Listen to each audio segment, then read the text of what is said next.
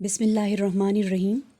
अस्सलामुअलैकुम स्टूडेंट, पिछले सेशन में हम डाइवर्सिटी अमंग फंजाई के टॉपिक को स्टार्ट कर चुके हैं। आज ये इस टॉपिक का सेकंड लेक्चर है। ये topic biology grade 11 chapter 7 protist इन फंजाई में से है। स्टूडेंट्स, आज का लेक्चर हमारा फाइलम एस्कोमाइकोटा पे है। आज हम इस फाइलम के जनरल कैरेक्टरिस्टिक्स के साथ साथ लाइफ साइकिल को स्टडी करेंगे। फाइलम एस्कोमाइकोटा फंजाई का एक लार्ज ग्रुप है। इनके मेंबर्स को हम एस्कोमाइकोट्स या सेक फंजाई भी कहते हैं। इस फाइला के स्पीशीज को सेक फंजाई कहने की ये वजह है कि सेक्सुअल स्पोर्स जिस रिप्रोडक्टिव स्ट्रक्चर में बनते हैं वो सेक लाइक होता है, इसीलिए हम इनको सेक फंजाई भी कहते हैं। इस रिप्रोडक्टिव स्ट्रक्चर यानी सेक को हम एस्कस कहते हैं और इसी तरह फाइलम का नाम एस्कोमाइकोटा। एस्कोमाइकोट्स की हाइफी सेप्टेट है और इनकी बॉडी वेल डेवलप्ड माइसीलियम पे मुश्तमिल है सिवाय यीस्ट के। हाइफी कहलाती है फिलामेंट लाइक स्ट्रक्चर और मास ऑफ हाइफी को हम माइसीलियम कहते हैं, यानी फंगस की बॉडी को हम माइसीलियम कहते हैं जो कि फिलामेंट या थ्रेड लाइक स्ट्रक्चर हाइफी पे मुश्तमिल होती है। इनमें डिलेड प्लाज्मोगेमी एंड कैरियोगेमी होने की वजह से इनके लाइफ साइकिल में हम मोनोकैरियोटिक एंड डाइकैरियोटिक फेजेस देख सकते हैं। इस स्लाइड में फर्स्ट इमेज सेप्टेट हाइफी की है और second image non septate hyphae की। आप सेप्टेट हाइफी में देख सकते हैं क्रॉस वॉल होने की वजह से आपको डिस्क्रीट सेल्स दिख रहे हैं और हर सेल में एक न्यूक्लियस यानी मोनोकैरियोन एक न्यूक्लियस आपको दिख रहा है, जबकि नॉन सेप्टेट हाइफी में क्रॉस वॉल्स नहीं हैं। इस फिगर में हम मोनोकैरियोन एंड डाइकैरियोन हाइफी को देख सकते हैं। मोनोकैरियोन हाइफी में ब्लैक एंड सर्कुलर डॉट से दिखाया गया है कि एक एक न्यूक्लियस है और डाइकैरियोन हाइफी में आप देख सकते हैं ब्लैक डॉट भी और वाइट डॉट या सर्कल, यानी हर सेल में दो दो न्यूक्लियस हैं।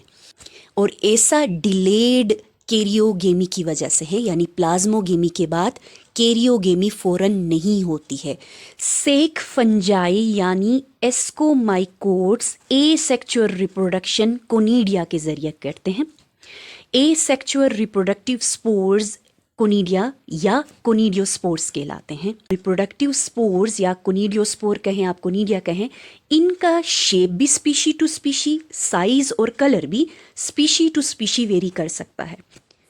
सेक फंजाई में सेक्सुअल स्पोर्स को हम एस्कोस्पोर्स कहते हैं और ये एस्कोस्पोर्स एस्काई में बनते हैं। वो स्ट्रक्चर जिसके अंदर स्पोर्स बनेंगे वो सिंगुलर एस्कस कहलाएगा और एक से ज़्यादा एस्काई। एस्कस के अंदर एस्कोस्पोर्स इस फिगर में दिखाया गया है। सेक फंजाई में यीस्ट जो कि unicellular yeast, Neurospora, morels, truffles and Penicillium की स्पीशीज आती हैं। मल्टीसेलुलर एस्कोमाइसीट्स या एस्कोमाइकोट्स में एसेक्सुअल रिप्रोडक्शन कोनिडियोस्पोर्स के जरिए और यीस्ट के अंदर asexual reproduction budding and fission के जरिए होती है। इस डायग्राम में एसेक्सुअल रिप्रोडक्शन का प्रोसेस दिखाया गया है। माइसीलियम के कुछ hyphae conidiophore asexual reproductive structure को बियर करते हैं। ये मोस्टली चेन की फॉर्म में होते हैं। इनको हम कोनिडिया कहते हैं, एक को आप कोनिडियम कहेंगे। जब कोनिडिया या कोनिडियम मैच्योर होंगे तो ये डिस्पर्स होंगे थ्रू विंड। जब ये कोनिडिया किसी स्टेबल सबस्ट्रेट पे यानी फूड सोर्स पे गिरेंगे और इन्वायरमेंटल कंडीशन भी फेवरेबल हो तो हर स्पोर से, हर कोनिडियम से न्यू हाइफी डेवलप होगी। सेक्सुअल रिप्रोडक्शन में पहला स्टेप या फेज प्लाज्मोगेमी का है, यानी टू डिफरेंट हाइफल स्ट्रेन जिसको आप plus strain and minus strain कह सकते हैं, इनका साइटोप्लाज्म सिर्फ फ्यूज हो जाए, न्यूक्लाई फ्यूज ना हो तो प्रोसेस कहलाएगा प्लाज्मोगेमी। तो उसके बाद जो न्यू हाइफी बनेगी वो इस फ्यूज्ड स्ट्रक्चर से डेवलप होगी। फ्यूज्ड स्ट्रक्चर के बाद जो न्यू हाइफी और बाद में न्यू माइसिलियम डेवलप हो रहा है उसमें दो दो डिफरेंट न्यूक्लाई, तो आप इसको सेकेंडरी माइसिलियम और कंडीशन को आप डाइकैरियोटिक कंडीशन कह सकते हैं। सेकेंडरी माइसिलियम में इवेंचुअली जो स्ट्रक्चर डेवलप होगा वो कहलाएगा एस्कोकार्प। इस स्लाइड में सेक्सुअल रिप्रोडक्शन के कुछ स्टेप्स दिखाए गए हैं। सबसे ऊपर आप देखें मैच्योर हाइफी है, जब दो डिफरेंट हाइफल स्ट्रेन एक ही स्पीशी के प्लस इन माइनस स्ट्रेन समझ सकते हैं। थर्ड इमेज देखिए, यहाँ पे हुआ है प्लाज्मोगेमी, प्रोटोप्लाज्म की फ्यूजन कहें या आप साइटोप्लाज्म की फ्यूजन कहें। अगला इमेज देखें, एक फ्यूज्ड स्ट्रक्चर डेवलप हुआ है और इस फ्यूज्ड स्ट्रक्चर से न्यू हाइफी दिखाए गए हैं। पहले आप देख सकते हैं एक एक डॉट यानी एक एक न्यूक्लियस, और इस फ्यूज स्ट्रक्चर से आगे जो अब सेल्स बन रहे हैं उनमें दो दो डॉट्स यानी 2 न्यूक्लाई। एस्कोकार्प का मतलब होगा कलेक्शन ऑफ एस्काई, और एस्काई क्या है? एस्काई वो सेक लाइक स्ट्रक्चर है जिसमें सेक्सुअल स्पोर्स बनेंगे। एस्कोकार्प को आप एस्कोमाइसीट्स का फ्रूटिन बॉडी भी कह सकते हैं।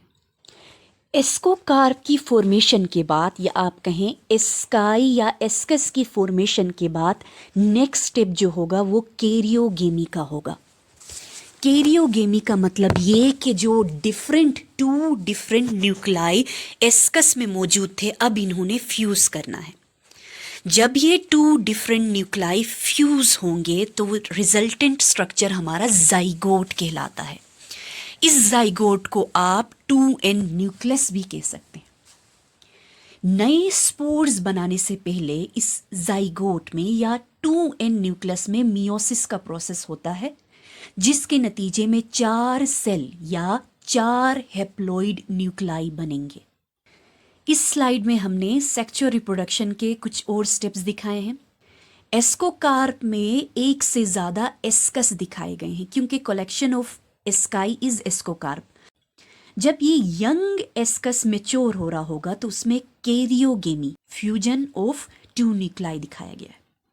जब ये फ्यूज होंगे तो 2n यानी डिप्लॉइड जाइगोट की फॉर्मेशन। डिप्लॉइड जाइगोट में होगी मियोसिस का प्रोसेस, और मियोसिस के नतीजे में आप जानते हैं 4 सेल्स बनते हैं, तो मियोसिस के नतीजे में 4 हेप्लॉइड न्यूक्लाई की फॉर्मेशन हुई है। फर्दर मियोसिस के बाद हर न्यूक्लियस में माइटोसिस का प्रोसेस होगा। माइटोसिस इन 4 न्यूक्लाई को 8 हेप्लॉइड न्यूक्लाई में कन्वर्ट करेगी। हर न्यूक्लियस सेक्सुअल एस्कोस्पोर में डेवलप होगा, और इस फाइलम के सेक्सुअल स्पोर को हम कहते हैं एस्कोस्पोर। एस्कस में से एस्कोस्पोर रिलीज होंगे और स्टेबल सबस्ट्रेट यानी इन्वायरमेंटल कंडीशन इनको फेवरेबल मिलेगा तो हर एस्कोस्पोर से न्यू हाइफी बनेगी और इवेंचुअली न्यू माइसिलियम बनेगा। हर बार एस्कोस्पोर से जब भी माइसिलियम बनेगा वो प्राइमरी माइसिलियम होगा और मोनोकैरियोटिक इन नेचर होगा। इस स्लाइड में हमने सेक्सुअल रिप्रोडक्शन के बाकी के स्टेप्स दिखाए हैं। यहाँ पे देखें 4 हेप्लॉइड न्यूक्लाई जो बने थे मियोसिस से, अब ये कन्वर्ट हो गए हैं 8 में। ये जो 8 है वो एस्कोस्पोर्स कहलाएंगी क्योंकि अब ये सेक्सुअल स्पोर्स हैं। जब इन्वायरमेंटल कंडीशन इनको फेवरेबल मिला तो देखिए हर एस्कोस्पोर जर्मिनेट हुआ है, तो उसमें से न्यू हाइफी हमें दिखाई गई है जिसके अंदर एक न्यूक्लियस और क्रॉस वॉल्स भी हैं, तो ये प्राइमरी माइसिलियम होगा। लाइफ साइकिल फिर इस तरह से कंटिन्यू होगी।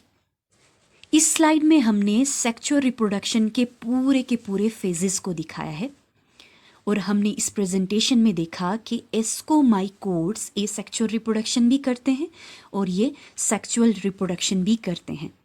हमने देखा कि एसेक्सुअल रिप्रोडक्शन कोनिडियोस्पोर्स के जरिए और सेक्सुअल रिप्रोडक्शन एस्कोस्पोर्स के जरिए होता है। यहाँ हम आज का सेशन एंड कर रहे हैं। हमारे अगले लेक्चर यानी लेक्चर नंबर 3 में हम फाइलम बेसिडियोमाइकोटा के बारे में स्टडी करेंगे। Thank you. अल्लाह हाफिज़।